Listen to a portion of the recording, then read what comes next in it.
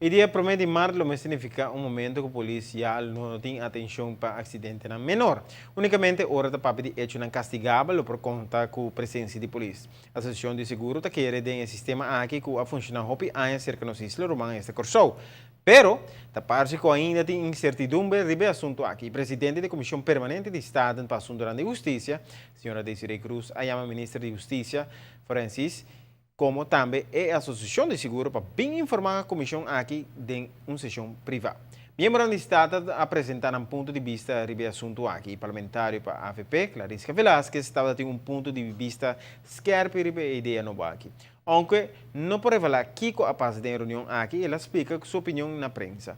Nós queremos conhecer por fim Kiko lo passa depois do dia 1 de março, esta outra semana. Tata de preocupação. So, nós está vocero de pueblo e nós está vociferar e preocupação para que o 1 de março que está chegando e com não tem muita informação e claridade riba e preocupação que o pueblo tem para que o dalmento não chiquito que o departamento aqui de forense lo vai handle, então a polícia não vai mais. Então, aqui nós planteia na minister, nós escuta forense sua apresentação e nós escuta a associação de seguro também num ponto de vista. Então nós pensa que nós temos que reunir mais viaja para sobre e também que está aqui não tem muita claridade que a polícia sigue vai dalmento. Segundo nós por compreender que a polícia lo sigue vai dalmento.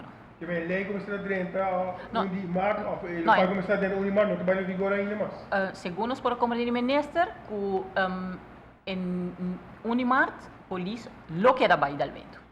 Que tempo? Que hora que tem claridade e tu tem suficiente informação e está convencido que esse aí lo está melhor para hora que bota vítima de dalmento.